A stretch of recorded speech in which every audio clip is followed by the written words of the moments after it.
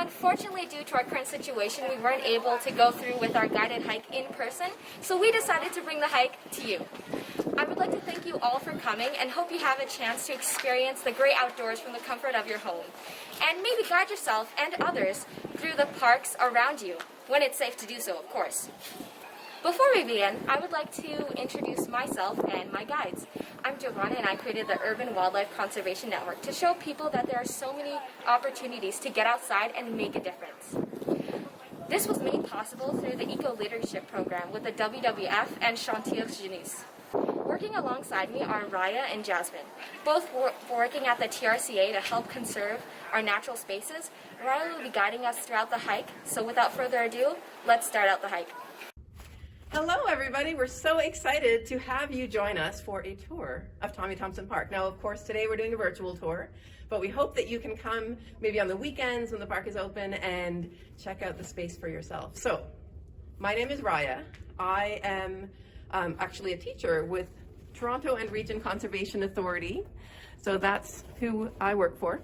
And our main goal is to conserve. We want to conserve the environment and make sure that we're not using all of our amazing natural spaces up and kind of destroying them.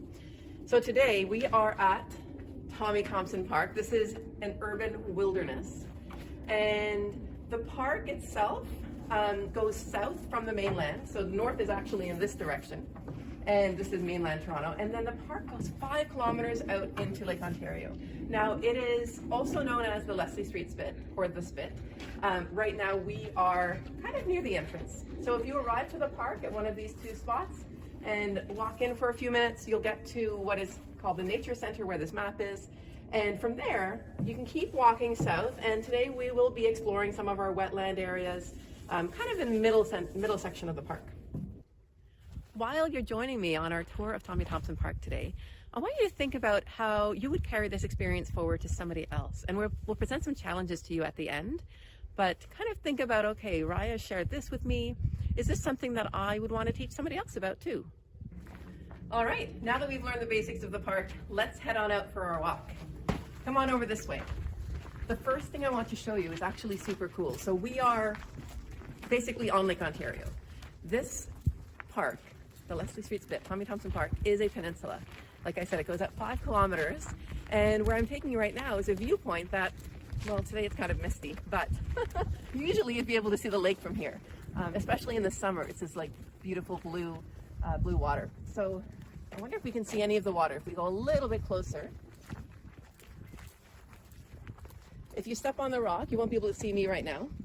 You can look down, you can see some of the construction waste on the shoreline, and you can see some of the construction waste, actually is big, massive stones from buildings that were torn down back in the 50s in the water. Now, the construction waste I'm talking about is actually a big part of the park's story. So if I was standing here in this very spot in 1950, I'd be right in the lake. There was no land here. And around 1959 is when this project started happening where they wanted to build a breakwater. So a landform that extended out into Lake Ontario to make calmer waters on the other side. And there's a whole big story behind that, but we won't go into that much detail right now. The project involved construction waste, like as people were tearing down buildings, they would dump into the lake to create this landform. And so many tons and tons and tons of construction waste were dumped in here. Some of it might have had some soil in it, and as birds, for instance, would fly over and poop out seeds from the berries they'd eaten somewhere else, that meant we're starting to get some plant material. And on the Toronto Islands, there were a lot of poplar trees, there still are, and the seeds get carried over by the wind and they'd be dropped down into this space as well, into the rubble. And these seeds would then grow. I think I have a leaf I can get you. That's not a very impressive one. It kind of looks like a heart when they're intact. But the seeds would drop here, and so we ended up having a lot of poplar trees in Thompson Park. Now, this construction waste, as you're walking in the park, you can still see signs of it. So if you look on the shoreline, as I mentioned, you can see that there are massive slabs and concrete. There's a lot of rebar, which had concrete around it, and the water action, the waves and such, has worn it away, leaving that rebar to be seen. So there are signs of the history of this space pretty much anywhere you go, you might see a brick underfoot that used to be part of an old bank in Toronto, that kind of thing. So I'd like to take you on one of our trails, and if you'll follow me, we're gonna go this way and check out a pedestrian trail that you could take about maybe 1.5 kilometers into the park, where then the trail splits and there are other trail options that you can follow. Now, as a pedestrian trail, this is one where bikes wouldn't be permitted. It's just for walking. So you can take your time and not worry about being ridden over, for instance. There are lots of plants to check out. We'll explore the plants later, but I just wanted to point out a couple to keep your eyes open for. So this is one of the ones that's pretty common in the park. We'll explore what that plant is later.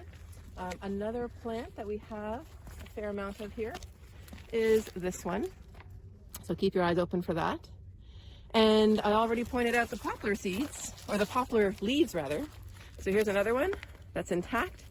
And sometimes on these poplar leaves, you can actually see that there's some insect activity. So if you happen to find one with a bump on it, then that's a good clue that there are relationships happening between the animals and the plants in the park. All right, so I've been walking along the pedestrian trail from the entrance, and we're pretty close to where the trail kind of opens up to more options. But I think it's time for a bit of a game here. So this is like, can you identify the plant game? Here is a picture of a plant in the winter. And this is common goldenrod, and we are going to be looking at some of the plants along here, and if you think you see this one, then give yourself a little yahoo, I found it. All right, so we'll start scanning, and not a match. This one has totally different types of seed heads, and as we keep going, very different as well. Then eventually we'll come across what might be a match. What do you think? Is that worth a yahoo? Yahoo! So, a lot fluffier than this one here, but it seems to be a pretty good match. In the summer, goldenrod looks like this, or in the fall, I should say. It actually blooms towards the end of summer. And it's a kind of a cool plant. People think it causes allergies, but it's actually another plant that blossoms at the same time that causes allergies. And people give the goldenrod a hard time, but it doesn't cause anything. The next plant we'll look at is common tansy. So if you'll notice, it looks like it has little brown buttons at the top. That's what it looks like in the winter. So we'll have another little scan here, and it's not quite this one. What do you think? Brown buttons? Looks pretty good. So that is tansy, and there's a lot of tansy in Tommy Thompson Park. In the summer, oops, it looks like this. So these lovely little yellow buttons, and a lot of pollinators actually enjoy finding the pollen from tansy.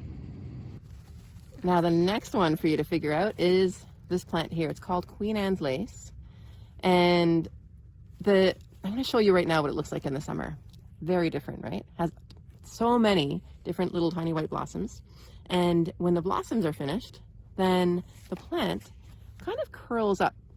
And sometimes there are even little spiders and other animals that like to use that space in the winter. So let's see if we can find Queen Anne's lace. We've seen this one a few times, and if we keep scanning around, we've got another plant down here that looks like little tiny tulips. That doesn't quite match. But what do you think? Pretty close. There we have Queen Anne's lace. And as you can see, some animal has done work in here, some little insect or arachnid, to make it a habitable dwelling. All right, we've checked out some of the plants on this trail, and I'll show you where we're heading to next. This looks like a road here, like I said. It is what's called the multi-use trail. And so this is where bikes and whatnot can be. And we are going to head south on the multi-use trail to check out some of the wetland spaces.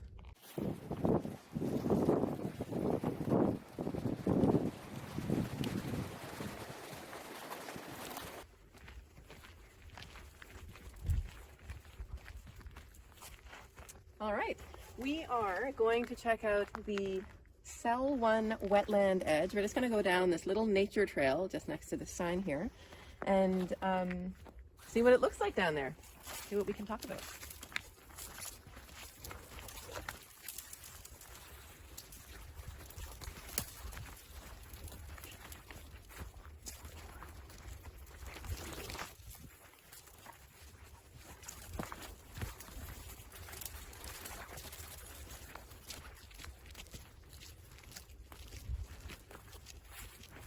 I hope your footwear is good because it's a little muddy on this trail right now.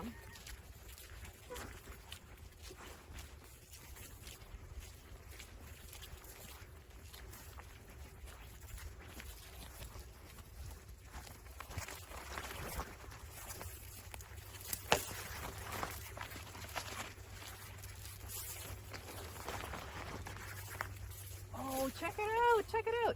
There is a tiny nest. So this plant with the red stems is called Dogwood. And this little tiny nest, I wonder if you can get over top of it. You can see that it's kind of shaped like a cup. So it's a cup style nest, cup nest. And the yellow warbler, which is one of our spring migrant birds, some of them migrate through the park, stopping in here for food and so forth when they're coming back from down south. And others will actually nest here. We have a lot of yellow warblers that nest here. They love to make these little tiny nests in dogwood branches.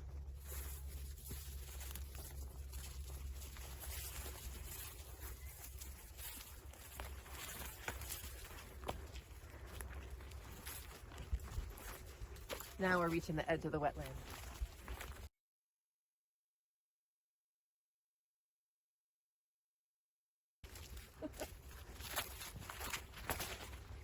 Okay, so here we are at the Cell 1 wetland, and I want to give you a bit of an overview of some of the habitat restoration that happens here. I haven't shown this yet, but this is an overhead shot of Tommy Thompson Park.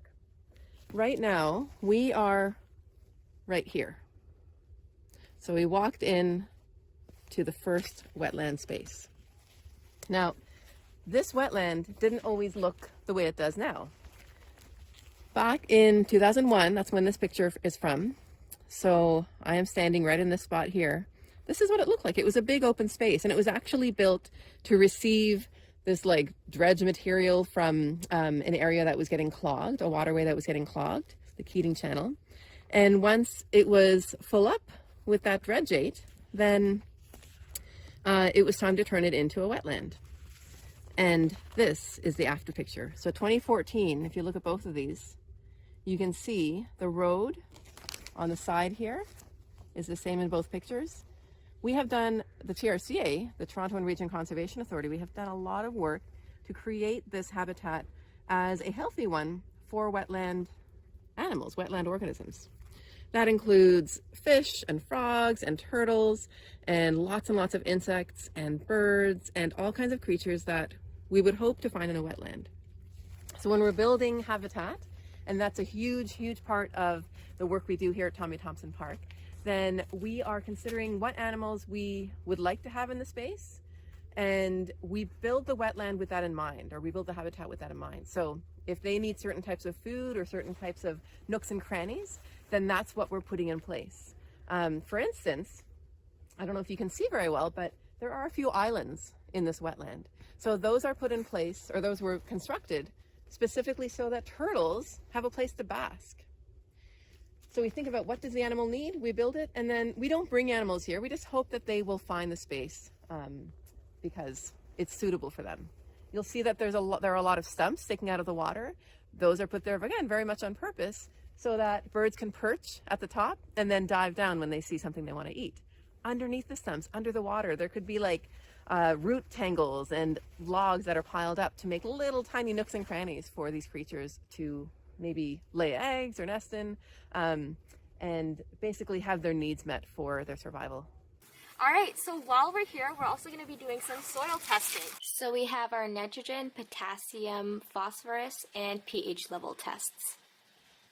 All right, so what we're going to do is we're going to grab a sample of the soil. We're going to put a bit of soil into our tests, add water, shake it up, and we're going to determine the healthiness of the soil here at Tommy Thompson Park. So now we'll be talking about all the chemicals that we tested with our soil test. So nitrogen is responsible for plant leaf growth, phosphorus is responsible for root growth, as well as flower and fruit development. Potassium helps photosynthesis and overall functions of the plant. And pH levels determine nutrient availability, which is what we discussed when talking about the pH of water previously. So all of the soil tests at Tommy Thompson Park that we did the other day demonstrated that there is plentiful nutrients at the park and it is a perfect place for wildlife to thrive and plants to grow. Hey, so I grabbed my binoculars because one of the favorite activities for visitors in this park is the birding. This park is a significant birding space, not only in Toronto, but in Ontario. It's like a big deal. Because it's a peninsula, during migration season, birds who have been flying from the south, they will stop here to get food and take a rest before they keep going. And same thing happens in the spring when they're heading south. This is like their last stop before they cross Lake Ontario. So it's kind of a big deal. In the winter, we actually have a lot of birds that come down from north of here and spend their winter here. So this is like their southern migration spot. And we'll have a look at who's in this area. So right now I'm in at Peninsula D. I should say we are in Peninsula D because you're virtually with me. And you can maybe see distantly in the background, we've got the city skyline, so the CN Tower's back there somewhere. And if you just come around this way a little bit, I wanted to show you off in the distance in this wetland. So it's called Embayment D, but we turned it from an embayment into a wetland. That's a little extra detail there. There are a lot of different types of wildlife, and I don't know if you can really see those dots, but there are 3 of them on a couple of logs, and we're gonna check them out through a scope. So come with me. We'll go over to my scope here. And I've got it pointed right at them. Now, this is actually a fun little device. We put something on the scope so I can show you what the scope is seeing without having to fiddle with getting the camera right up to the scope there. So come on over this way. This is what is out there right now. These are great blue herons, it looks like. They're kind of resting. Sometimes they poke their heads out a little bit as they are checking out, you know, what was that sound, that kind of thing. And they're beautiful, majestic birds. They're really graceful when they're flying. We have them here usually in other seasons. I don't always see them in the winter, so it's kind of a special sighting to see them right now.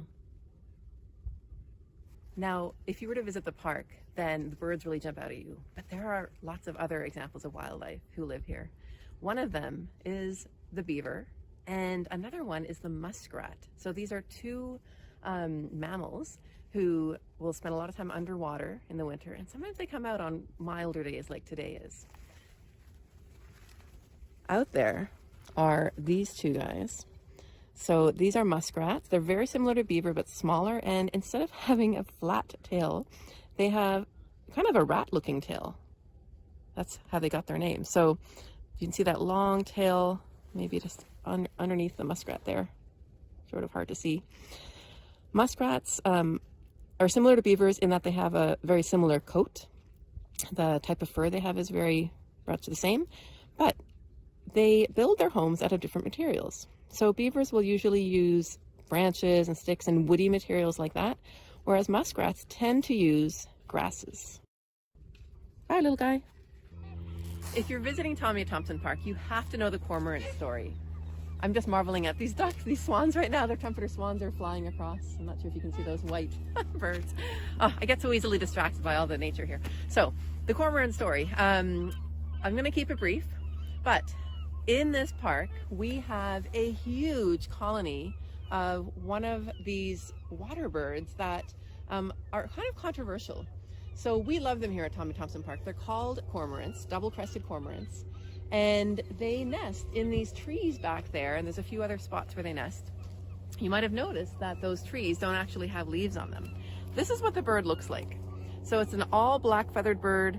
They have some orange on their faces there, and they are excellent divers, really talented at getting fish from deep down under the water. And where other birds might nest on their own, kind of individually, cormorants like to nest with their buddies. So they live in a colony. That's what it's called when they're nesting all together. And the size of the colony at Thompson Park, my goodness, we're talking like tens of thousands. I'm going to show you a picture. Some of them nest in trees and some will nest on the ground. So here is a picture of the cormorants at Thompson Park. Some in the trees here, and some are ground nesting. Here's a stump where the cormorant pair has built a nest. And if I zoom out a little bit more, you'll get a real sense of the size of the colony. Check that out. It's a sea of cormorants. So all of these black little heads there are cormorant heads. And we are trying to encourage their ground nesting because as they're nesting in trees, their guano, which means their poop, it actually can damage the trees. It gets into the soil, it's acidic, so it doesn't allow the trees to be really healthy and thriving. So they're modifying the landscape, and as the trees die, we don't want the cormorants to move into other healthy trees where other wildlife are actually living. And so we're trying to encourage the ground nesting to happen so they can still stay in their zones, and the other wildlife can survive in the other spaces. We have been working really hard to keep the cormorants happy because they are a native species to Canada, and we want to make sure that they have a place here to exist. So we've set up the scope to get a closer view of their nest. Now the cormorants themselves are pretty much all down in like Florida area. So they've migrated south already. Oddly enough, there are a couple that have hung around here in the winter. Not really sure why what they're doing, but sometimes you have these oddities in nature. So this is what we're seeing in the scope. We've got many cormorant pairs who have built nests in the same tree, and they like to hang out with each other. I don't know what to tell you.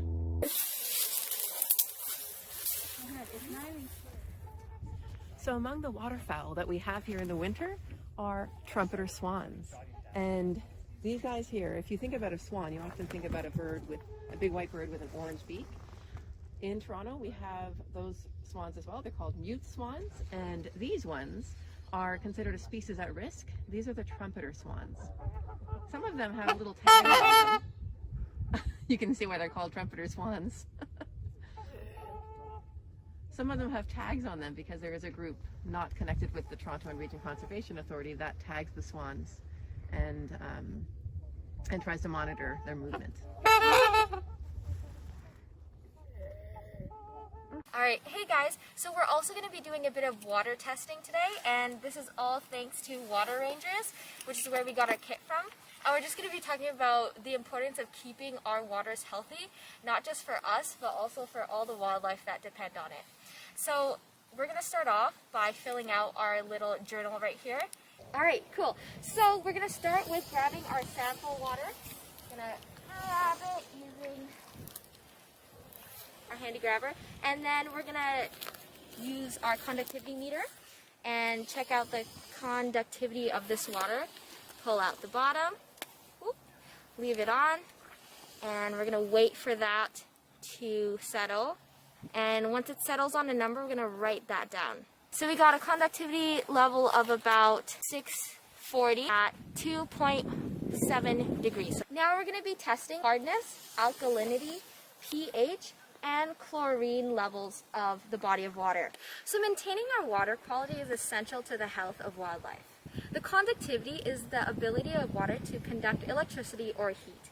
Maintaining conductivity is crucial to ensure the body of water is suitable for organisms that live in the area. A jump in conductivity is a possible indicator of pollution and can lead to the water being inhabitable to organisms. We found our conductivity to be around 640, which is healthy for the body of water that we're testing. I have the pH strip test with me, and I'm just going to do the same thing, grab some sample water. I'm going to put it in for 2 seconds. So let's do 1 Mississippi, 2 Mississippi, and once that's done, I'm going to take it out. Oh, I'm going to take it out and flip it around. Let it dry, and once it's dry, we're gonna compare it to what we have on the chart. Alright, so as we can see, we got a total chlorine of about 0 to 0.5. Our pH levels are around 7.5, 7.8. We've got a total alkalinity of, I would say, about 100, and the total hardness is about 100 as well. Chlorine is commercially produced and used to purify water. A small amount can make water drinkable. Most readings are in the lower range, though higher readings are seen in water treatment plants or industrial areas. Our chlorine levels were about 0.25, which is quite low, and that means our stream is healthy. So pH levels normally range from about 5 to 9, and this demonstrates nutrient availability. A high pH, which is basic, can lead to algae blooms. in acidic water with a lower pH can be toxic to wildlife, as metals can easily be dissolved in acidic bodies of water. Pollution has an influence on pH levels. Acid rain and runoff can lower pH. This reduces how many fish eggs successfully hatch and in turn make life difficult for fish and small wildlife that are the backbone of our aquatic ecosystems. Regulating pH is crucial to maintaining the biodiversity of our wetlands, lakes, and rivers. We found our pH to be around 7.8, which is perfect and healthy for a body of water. Alkalinity is water's capability to neutralize and resist change in pH. It's influenced by soil, bedrock, plants, and industrial waste. So we found our alkalinity to be around 100, which is moderate and perfect for this type of body of water. Hardness is related to alkalinity. Both measure calcium carbonate content. Hard water is high in dissolved minerals, including magnesium and calcium. And we found our hardness to be around 100, and that's moderately hard, so that's pretty normal for this kind of water. So water quality is well maintained here at Tommy Thompson Park and is a great space for wildlife to thrive.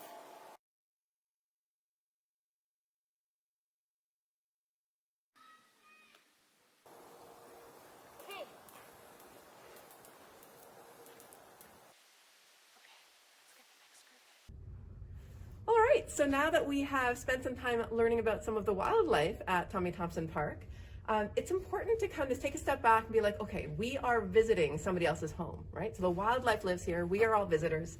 And I just wanted to draw your attention to some of the things we kind of absolutely do here, and then some things that maybe we should avoid doing, so we're respecting the space of the residents, the non-human animals in this park. So, you know, hiking, jogging, biking, things like that are all really fantastic activities here. What we don't, we want to avoid having in the park are dogs, for instance. They can really impact the health of the wildlife, and we don't want to feed the wildlife because we're really trying to work on habitat here that will feed them. So we don't want to bring external food and kind of throw things out of balance in terms of how they're surviving. And I should mention as well, so the trails here, there are 3 different types of trails. There's the multi-use trail, which is essentially, it looks like the road here. And then there's a nature trail, which is kind of like a single file trail that's maybe right in a meadow, that kind of thing. And a pedestrian trail. So that's a gravel path where you could fit 2 or 3 people walking side by side. If you are coming here with a bike, which I love to do, just keep in mind that the multi-use trail is the only one for bikes. We don't want to have bikes on these other trails because it can actually damage the trails and kind of changes the use of those trails. And if you are exploring the park, please do stay on the trails. So just make sure you're not wandering randomly into various parts of the park. Great. So I was walking along the multi-use trail, and now I'm taking you guys onto a bit of a side road, I guess, or a side trail. Down at the end of this trail is the bird research station that during the spring and fall, when the birds are migrating through, is really active with a lot of research going on there in terms of what birds come through. But we are actually going to go on a nature trail that we lovingly love to call the Horsetail Trail, because this plant, this green plant, is called horsetail. And it's one of the oldest plants in the world when you're getting into, like, genetically speaking. And then we've got the red dogwood that is a really nice contrast to the horsetail. So let's take a little bit of a walk down the trail.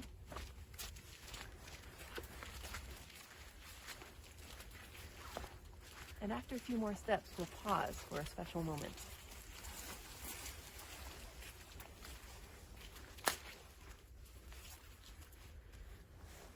Now, when I come down this trail, because it's such an ancient plant that exists here, I not only feel like I've come to a different place, but I feel like I've traveled back in time, and it feels really magical. It's kind of like taking myself out of my everyday life into a whole new vibe. So something I like to do when I'm in these sort of nature spaces is what I call take a mindfulness moment. And we'll take one together right now. I'm going to ask you to take in the scenery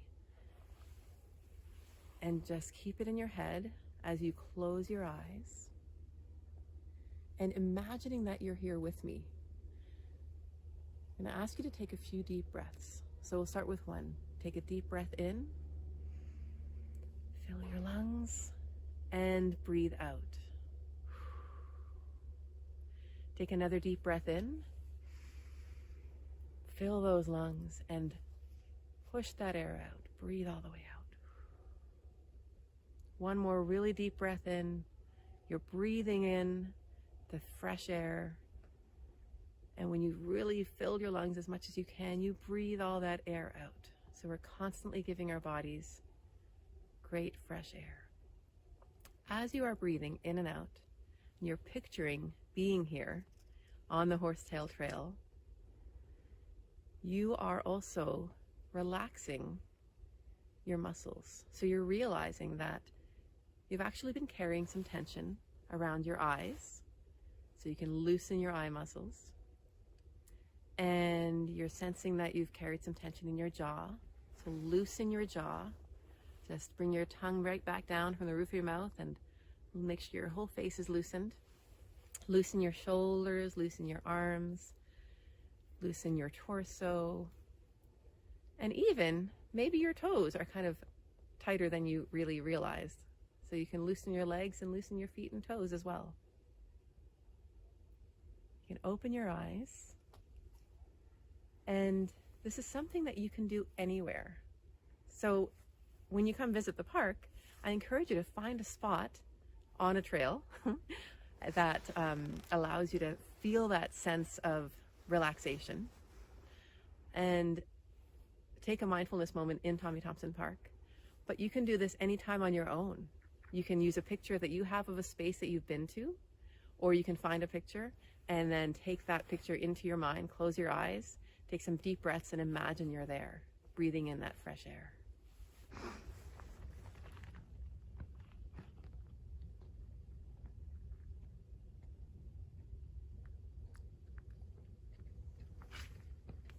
It's so peaceful here. I just love spending time here and having space for my thoughts, right? Now, just a moment ago, there was a whole collection of ducks, of waterfowl that took off at the same time. And it was really beautiful to see them flying off over the top of the water. Speaking of waterfowl, I wanted to share a few of them with you. So right now, with this open water, we can't really see a whole lot of them because they're kind of dispersed. But as the lake freezes over, the open water areas are fewer. And so if you get close to one, you might actually see a lot of these waterfowl, these ducks and so forth, congregating in that space. Some of the ones you might see are Mergansers. So this is one type of Merganser. This one's called a common Merganser. And all Mergansers have this very thin beak. I don't know if you can see it here, but the beak actually has some serration, like a knife that's able to cut, because they eat fish, and fish are pretty slippery. So that's one of the types of waterfowl you might spot here. Another one, here's another Merganser. So you can see that same type of beak. This one is called a hooded Merganser. They're really exotic looking. They don't always have their feathers up like this, but if they do, then you see this big splotch of white on their hood. And it's amazing that this is actually one of the birds that's been spending winters in Toronto all these years, and a lot of people don't even realize it. The female hooded Merganser looks kind of different. So she doesn't have quite the same coloring. Often females are more drab in color because they're sitting on the eggs, and they want to be protective of those eggs and not draw attention to their nest. Otherwise predators might have a nice lunch, but the Merganser loses out.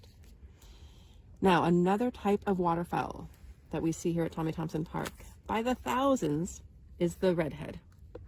You can see why they're called the redhead. They have this beautiful dark red color on their head. And often if you see one, you see maybe 100 or 200 or even 1,000. This little guy, this is a small duck. This one's called a Buffle Head. And they're quite adorable. Look at that tiny, tiny beak. As they coast along the water, you'll actually notice if there are a whole bunch of different types of waterfowl and you see a few that are much smaller with this big white stripe and a white blotch on their head, then you're looking at a Buffle Head. There are just two more I'd like to share with you. Actually, one more. This is the female Buffle Head, so same kind of small beak, but again, she doesn't stand out like the male does. The last one is one of my favorites. This is a long-tailed duck. And you can see in the picture, they've got these long tails. These ones come from as far north as the Arctic. And they will come down here again to spend their winters here, and they have the coolest call. So I'm going to do this for you. The call of the long-tailed duck goes like this. Sometimes you'll hear that in the distance, and even without seeing the duck, you're like, oh, there they are. And it's just such a lovely moment to be aware of your surroundings. And I want to thank, just really quickly, Mark Peck. He's an awesome photographer, and he took all these photos. So I'm really glad that he was able to share them with us. So we've learned a lot about wildlife and the natural surroundings we can find ourselves in Toronto and at Tommy Thompson Park. And the next step after learning something, a really great next step, is to kind of spread that joy, spread that knowledge, expand it to other people too. So to that end, there are a few challenges you can choose from. And these challenges give opportunities to expand what you're experiencing or have experienced to other people. You may choose to do a photo challenge. Take a photo of some detail in nature and interpret it for somebody. You might choose to do a mindfulness moment challenge, and you can do that virtually too. Maybe you'll choose to do a sketching challenge, sketching something in nature, maybe even from this virtual tour, and sharing with somebody why it meant something to you. Maybe you'll choose to do a seek challenge, and there's a lot more information that can be provided about that one. Very cool way to learn about nature and earn some fun virtual badges as you go. So thanks so much for joining me at Tommy Thompson Park on this virtual tour. And when it's safe to do so, I encourage you to also get yourself immersed in natural spaces, because it can really have a wonderful effect on you, and it's a great opportunity to learn about our surroundings. Thanks for coming, and keep exploring. I'd like to thank Raya and Jasmine for guiding us along the hike, and I hope you all enjoyed our virtual hike too, and maybe learned something along the way as well. I want to thank you for taking the time out of your day, and as a token of my appreciation, I'm currently hosting a giveaway for a WWF t-shirt and some UWCN merch as well.